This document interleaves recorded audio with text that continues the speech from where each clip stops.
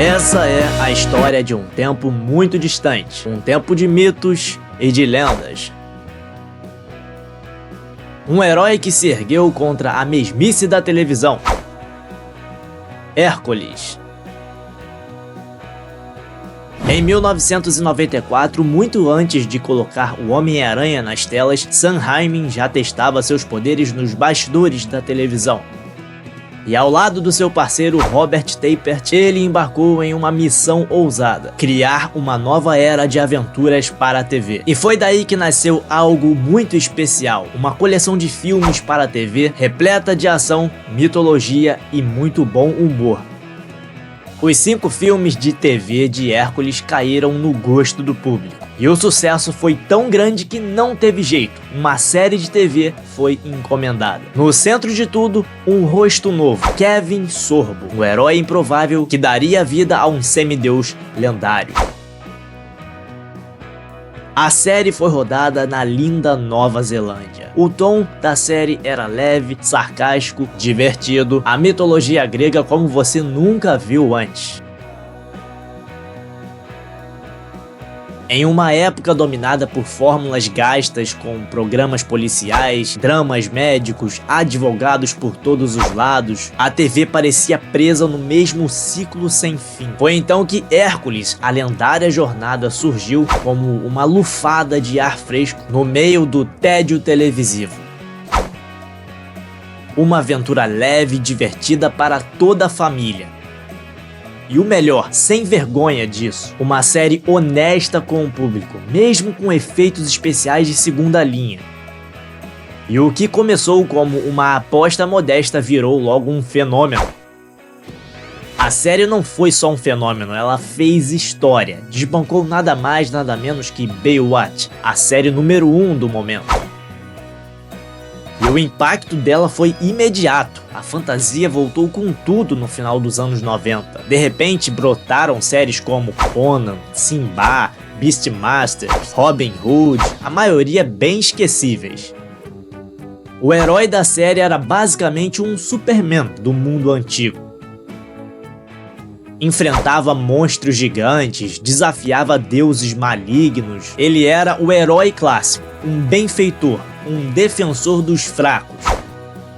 Nas mãos erradas, Hércules poderia ter sido um desastre. Apenas mais um brutamonte genérico, sem alma, só músculos, mas Kevin Sorbo entrou em cena e surpreendeu. Simples, heróico, e ao lado dele, Michael Hurst brilhou como Iolaus, o fiel escudeiro, o amigo leal, o parceiro de aventuras. E era a amizade entre os dois que dava alma à jornada. Eles não eram apenas heróis, eram verdadeiros irmãos de batalha, e o coração da série batia no ritmo dessa dupla. E a primeira temporada da série foi como uma jornada mitológica mesmo, cheia de acertos, cheia de erros, assim como os filmes que a originaram.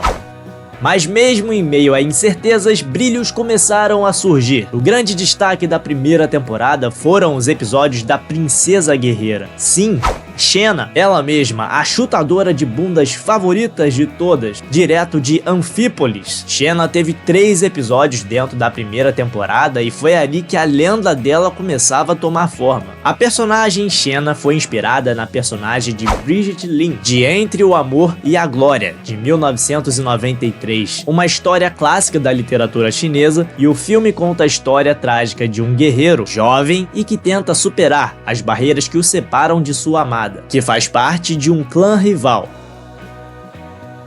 Lucy Lawless interpretou 3 personagens diferentes em Hércules: Lísia, em Hércules e as Amazonas, Layla 2 vezes e Xena 6 vezes. Nos 13 episódios da primeira temporada, Hércules enfrentou uma galeria de ameaças respeitáveis. Monstros colossais, senhores da guerra cruéis, demônios das sombras, traficantes de escravos, centauros furiosos, bestas gigantes, gladiadores sedentos de sangue e até um ciclope gigante incompreendido. Tudo isso com a Hera, a madrasta malvada e a deusa toda poderosa, puxando os cordões por trás das cortinas celestiais. A série ainda estava encontrando a sua voz, ainda era apenas o começo. E após um primeiro ano bem sucedido, Hércules, a lendária jornada, entrou na segunda temporada com mais confiança. O passo era mais firme, o caminho era mais claro, e a série, como tantas da época, ainda era fiel à sua natureza episódica, nada de grandes arcos, pouca continuidade, sabe? Tinha um único fio condutor, tinha a interminável, até um pouco cansativa e repetitiva guerra de Hércules contra Hera. Toda semana, mais lacaios, mais armadilhas, e essa rivalidade parecia estar presa dentro de um labirinto eterno sem fim. Sem clímax, sem rumo, mas enquanto isso a série continuava divertida, só a narrativa mesmo que andava em círculos. Ao menos foi nessa temporada que o elenco coadjuvante começou a brilhar. Bruce Campbell entrou em cena como Autólicos, o rei dos ladrões, astuto, engraçado, impossível não gostar, roubando a cena. Em um episódio muito bom também, Hércules faz uma visitinha ao submundo, encara Perséfone, Hades, tem romance, tem trevas e, claro, umas boas porradas.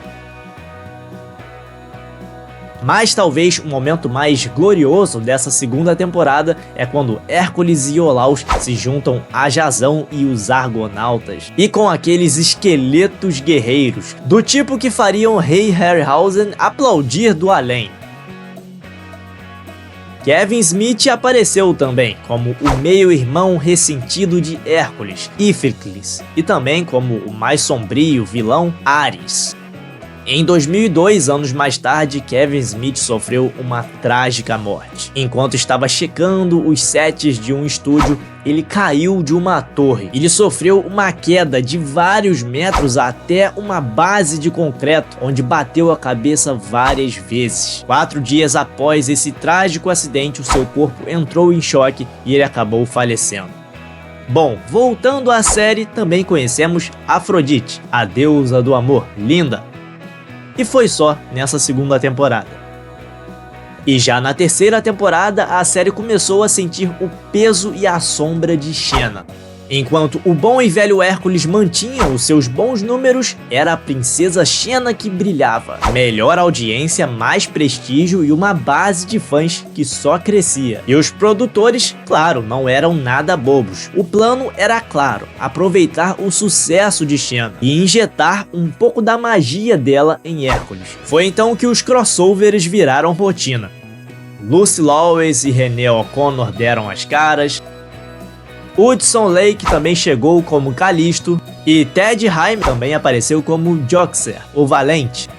E enquanto isso, o elenco de apoio de Hércules também já estava praticamente de mudança para a série da Xena. Alexandra Tiddings e Bruce Campbell agora faziam de tudo, um pé em cada série, o expediente duplo. Na prática, era tudo uma grande família mitológica, digamos assim, misturando os deuses, os guerreiros, e a terceira temporada então seguiu firme, e aliás entregou alguns dos melhores episódios de toda a série, clássicos instantâneos do panteão Hercúleo.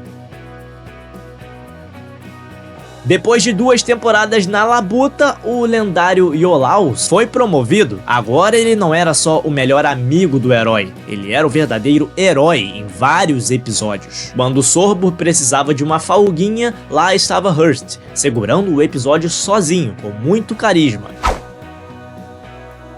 A 4ª temporada começou, e com caos. Durante a produção, Kevin Sorbo quase bateu as sandálias de couro. Um coágulo sanguíneo quase o tirou de combate. Ele teve 3 derrames como resultado e teve uma perda permanente de 10% da sua visão. E teve também que aprender a andar novamente. E como que faz então para manter o show andando sem o próprio Hércules, né? Encheram a série de flashbacks, muitos, o que ficou até um pouco enjoativo. Mas além disso, teve mais espaço para os coadjuvantes brilharem. Teve Iolaus indo para um universo alternativo, onde Hércules era o vilão. E teve também Hércules levando finalmente a batalha contra a Hera a um desfecho. Depois de 4 temporadas de planos vagos e lacaios genéricos, rolou um clímax. Na tentativa desesperada de segurar a audiência, a 5ª temporada começou, e tretando pesado. Os roteiristas tomaram emprestado a trama demoníaca de Dahak, da série da Xena, jogando Hércules num arco sombrio que pareciam sobras requentadas da série vizinha. E aí vem o choque, Iolaus morre de novo, mas dessa vez era sério, e ele fica devastado, mais até do que quando sua mulher e filhos foram torrados. E o nosso herói então parte para Irlanda, a Nova Zelândia com filtro verde. Lá ele encontra druidas, deuses celtas e uma overdose de sotaques Irish bem duvidosos. Ah, e tem uma passagem pela Suécia também, onde aparecem deuses nórdicos com sotaques suecos também bem forçados. Depois de acabar com essa palhaçada de Dahak, a série finalmente volta ao básico: monstrinho da semana e lição de moral. Iolaus volta, quer dizer, o Iolaus 2, uma versão paralela e malvada, que depois também morre. E o Iolaus original volta mais uma vez. Você perdeu a conta? Pois é, eu também. Juntos eles enfrentam os 4 Cavaleiros do Apocalipse, por que não? Mas em 1999, a jornada chegava ao fim. Kevin Sorbo estava praticamente pronto para pendurar os braceletes e partir rumo a novas aventuras em Andrômeda, a série. Só que o estúdio, sempre querendo espremer mais moedas, exigiu mais alguns episódios. Assim então nasceu a 6ª temporada, bem mais curta, aleatória e com cara de sobras de churrasco. Não teve um final épico, não teve um encerramento digno, foi só mais uma junção de histórias soltas com rostos familiares, monstros genéricos e aquele sentimento de ainda tô aqui, viu, porque assinei um contrato. Entre as temporadas, Kevin Sorbo estrelou Cool, o Conquistador. Esse que foi originalmente o 3º filme de Conan, mas que foi reescrito quando Arnold Schwarzenegger desistiu de voltar pela 3ª vez como o personagem Conan e partiu para fazer Batman e Robin. Cabe destacar que Arnold Schwarzenegger também já interpretou Hércules, em Hércules em Nova York. Agora, por que o ator Kevin Sorbo sumiu? Essa é uma pergunta que muita gente se faz. Recentemente, o próprio ator já respondeu isso, dizendo que foi cancelado por Hollywood por suas crenças pessoais e políticas. Ele já afirmou que os seus posicionamentos tradicionais, conservadores, o tornaram persona não grata na indústria, o que dificultou a sua permanência em grandes produções. Veja só o que ele mesmo fala sobre isso. My agent manager called me in their office about 11 years ago, and they're both on complete opposite sides of Hollywood, and they said, the fact that you're Christian, the fact that you're conservative, we can't get you work anymore. And I was like, what? Really? I mean, I doubt if I'm the only conservative in Hollywood. I know most of them are afraid to come out of that closet, and I know I'm not the only Christian in Hollywood, but I guess I was too vocal for them. But I said, this is interesting because you're the industry that screams for tolerance. But Hollywood, as we all know, they're very hypocritical, and tolerance is one-way street. And I find it sad because I don't harbor the same kind of anger and hatred as somebody. I've got atheist friends, I've got agnostic friends, I've got liberal friends. I mean, it's weird to me what's going on in the world right now with hate, all this hate and divisiveness. It's just strange to me. Agora me conta aí nos comentários, você é mais fã de Xena, a princesa guerreira, ou de Hércules, a lendária jornada? E deixe também o seu like se curtiu o vídeo, se inscreva no canal se for novo por aqui, isso ajuda muito o canal a crescer, e ative também o sininho das notificações para não perder os próximos conteúdos e até o próximo vídeo.